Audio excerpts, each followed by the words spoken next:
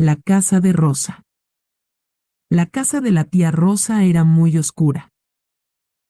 El suelo tenía una baldosa color verde pino y las paredes eran de un azul cielo. En el fondo había un patio de cemento, pero en una esquina había un poco de espacio verde alrededor de un gran árbol de mangos donde mantenía la mascota de Rosa, una lora grande y habladora, que todo el tiempo repetía el nombre de su dueña, Rosita, Rosita. Ahora, Antonia ya no tenía que quedarse encerrada en el cuarto y podía estar en toda la casa. Azucena buscó entonces una nueva escuela para llevar a Antonia, y como Rosa había vivido desde hacía muchos años en la misma calle, conocía las dos únicas escuelas del barrio. La más cercana era una escuela privada que Azucena no podía pagar, y la otra, la más alejada, era una escuela pública. Después de que Azucena llevó todos los papeles, Antonia comenzó entonces a estudiar allí, y regresaba a la casa de su tía al salir de la escuela. En la calle donde vivían solo había dos niñas de la edad de Antonia, pero eran muy diferentes a los niños del pueblo y estudiaban en la escuela privada. Rosa las invitó una tarde a la casa para que Antonia las conociera, por lo que Catalina y Verónica llegaron esa tarde a la casa de Rosa, cada una llevando su muñeca preferida. Rosa les propuso jugar en la acera frente a la puerta, para poder ella mirarlas desde su sillón. Pero Antonia solo se quedó sentada mirando cómo las dos niñas vestían y peinaban sus muñecas. Luego observó a unos niños que empezaron a aparecer en la calle y que estaban armando un partido de béisbol. Antonia se alejó con cuidado y terminó por entrar en el juego. Cuando no la vio, Rosa se asustó y salió corriendo hacia la puerta, donde alcanzó a verla. Desde esa época, con el pasar de los días Rosa dejaba la puerta abierta para que Antonia saliera a jugar. En la misma calle vivían varios ancianos jubilados y solos, y todos conocían a Rosa, de modo que cuando ella los visitaba llevaba a Antonia, a quien mandaban luego a la tienda o a sacar la basura. Con el tiempo, después de salir de la escuela, Antonia empezó a ir a cada casa a hacer algún mandado y empezó a recibir dinero por aquellos favores, dinero que iba guardando en un frasco de café. Rosa empezó a encariñarse entonces con Antonia, la cuidaba y la protegía, y siempre le tenía la comida caliente para recibirla cuando llegaba de la escuela, unas sopas de papa con pollo desmenuzado que la niña empezó a adorar. Rosa además le daba dinero a Antonia, dejándole unas monedas en una coca sobre una repisa de la sala. También empezó a enseñarle cómo hacer los peluches, debido a que en las tiendas le habían dejado de hacer pedidos porque estaban llegando unos peluches del exterior que se vendían mejor. Rosa estaba muy decepcionada, pero con el material que le quedaba empezó a explicarle la confección de los peluches a Antonia, y le enseñó a manejar la vieja máquina Singer. El esposo de Azucena, Antonio, llevaba muchos meses sin aparecer y sin dar noticias. Azucena estaba muy enojada con él desde que fue por Antonia a la casa de Calista, y las últimas 2 veces que apareció Azucena le había pedido el divorcio, pero él solo se iba sin decir nada. En la última visita, Rosa le había dado un trabajo para que arreglara el apartamento de al lado, pensando que de esa forma Antonio ayudaría económicamente a Azucena, pero Antonia no se acostumbraba a la presencia de él. Mientras tanto, los gastos de la casa iban aumentando y Azucena no sabía qué hacer. Antonia, al ver a su madre tan preocupada por el dinero, sacó el frasco de café con sus ahorros y se lo ofreció, pero Azucena solo le respondió: «No, Antonia, guárdelo para algo de la escuela, que con eso me puede ayudar». Era diciembre y Nisa, una anciana gentil de cabellos grises, siempre hacía el mejor pesebre de la calle, con unas figuras de José, María y Jesús que medían alrededor de 30 centímetros, y no solo eso, sino que las ovejas, los puentes y las casas también eran gigantes, tanto que Nisa le pagaba a Antonia para que le ayudara a organizarlo. Antonia había pasado entonces esas vacaciones organizando el musgo como le pedía Nisa, y poniendo las fichas donde le indicaba. A cambio, la anciana le pagó un dinero a Antonia, además de que también le daba comida y postres.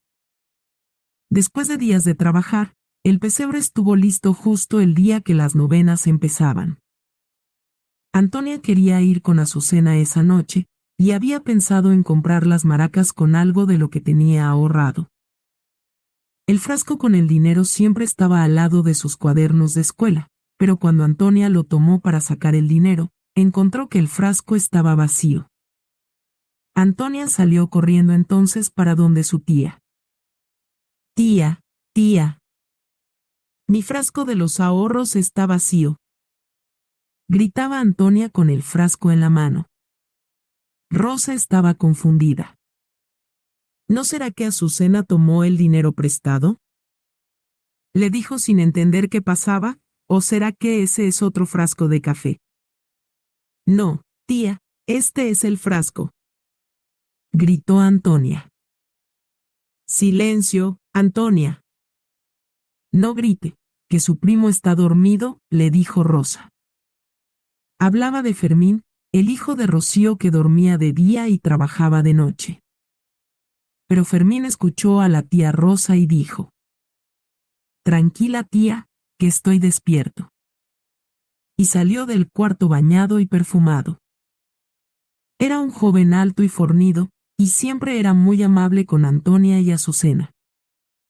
Antonia, ¿qué pasó? Le preguntó el joven a la niña. Mis ahorros no están, respondió Antonia.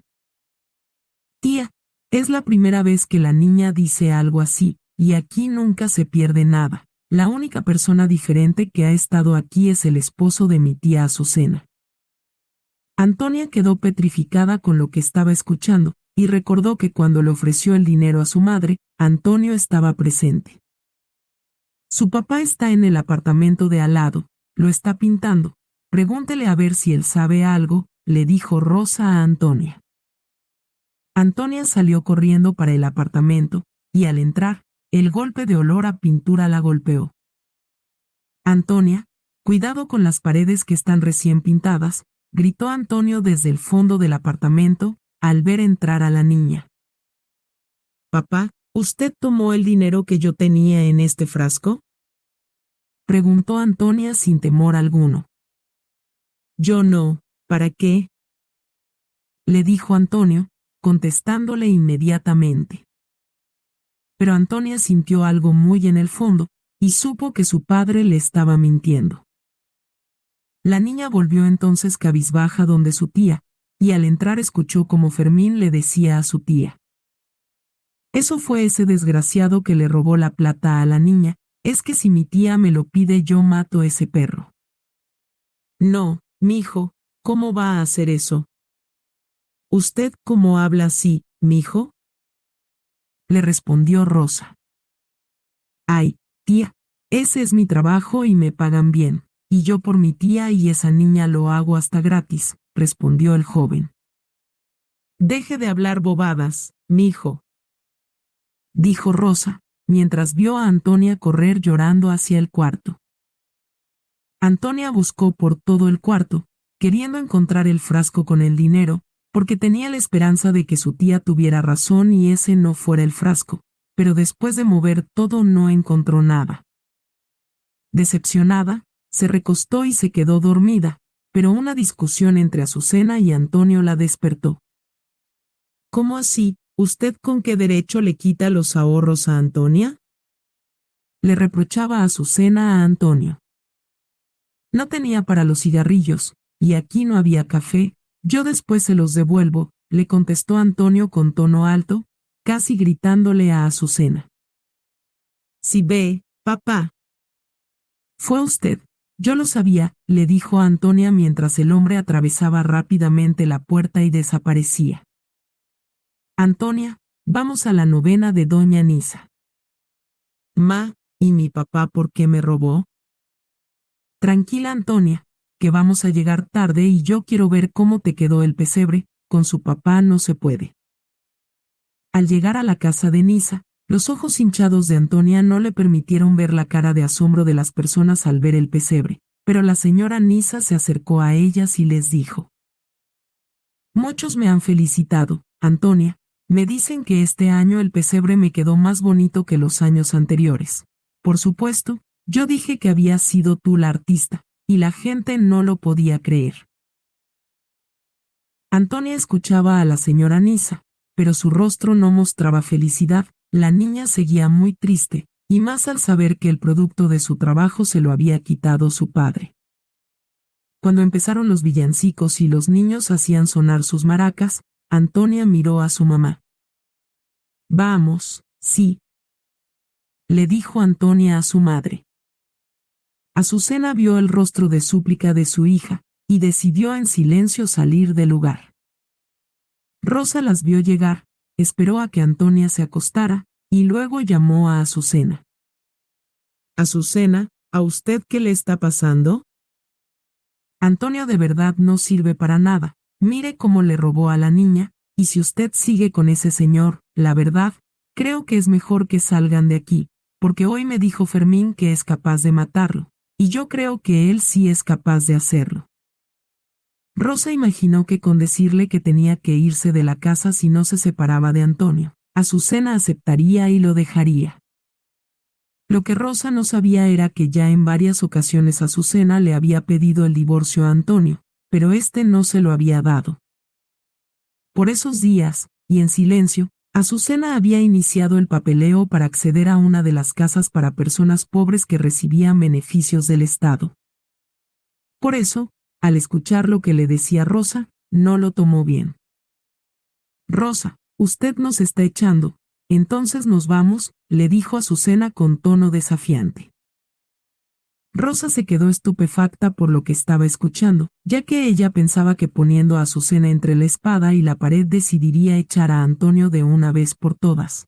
De modo que al oír la respuesta de Azucena se arrepintió, pero no se echó para atrás. Al siguiente día, Rosa miraba a Antonia, y sentía una gran tristeza por tener que separarse de esa nueva compañera. Azucena había entregado varios documentos en los que tenía que demostrar que era la cabeza del hogar. Si bien no sabía dónde quedaba la casa que le iban a entregar, pero no importaba, quería algo suyo de nuevo, porque recordaba su primera casa y se decía, esta no me la va a quitar nadie, eso no volverá a pasar. Antonio terminó el trabajo en el apartamento de Rosa, y después de que ella le pagara se volvió a marchar sin devolverle el dinero a Antonia, pero esta vez Rosa le pagó a muy bajo precio, y le dio la diferencia a Antonia junto con una alcancía nueva. Rosa intentaba que Azucena no se fuera, y le ofreció el apartamento, pero Azucena no aceptó. Le dijo que no había necesidad, que en el cuarto estaban bien y que no querían molestar más. Por esos días, el apartamento fue puesto en renta y fue tomado por una pareja joven, unos recién casados. El hombre trabajaba en la morgue, la cual quedaba al bajar algunas calles del barrio, al lado del cementerio. Antonia había pasado junto al cementerio los días que acompañaba a su tía al médico, y siempre que lo atravesaban apretaba fuertemente la mano de su tía, en tanto miraba las tumbas y sentía mucho miedo. Por eso, apenas supo que el joven trabajaba en la morgue con los muertos, lo evitó completamente.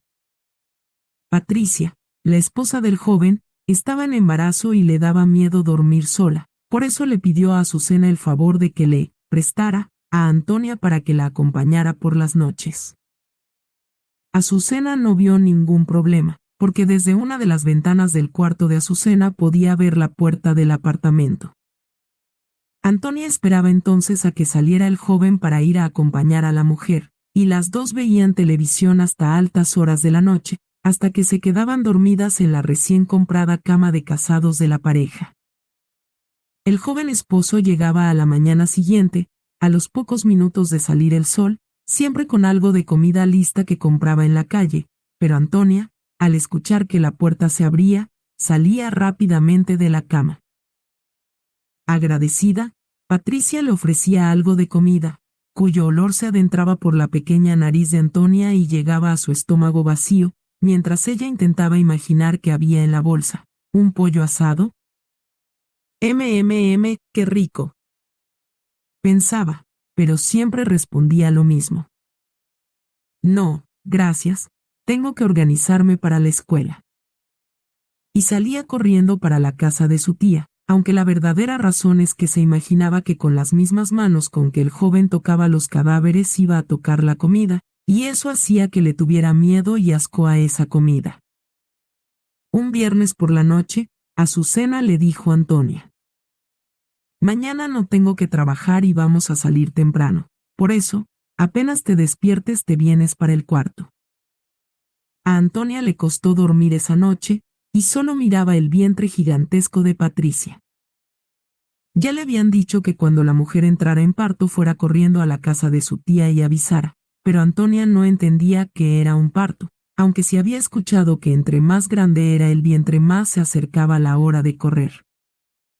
Pero esa noche, lo que no la dejaba dormir era lo que le había dicho su madre, y se preguntaba a dónde iban, porque desde que llegó a Medellín las únicas salidas fueron a las citas médicas de su tía Rosa, o a los almacenes, y por eso estaba ansiosa. Además, iba a salir con su madre, y desde que la dejó en la residencia el trato entre las dos era muy frío. A la mañana siguiente, cuando escuchó al joven que trabajaba con los muertos abrir la puerta, Antonia saltó sobre de las piernas hinchadas de Patricia para salir de la cama y dijo rápidamente: «Hasta por la noche, doña Patricia, que mi mamá me está esperando». Como pudo, y con mucho cuidado de no tocarlo, pasó luego por un lado del joven que estaba terminando de abrir la puerta del apartamento, como siempre con una bolsa de comida en la mano.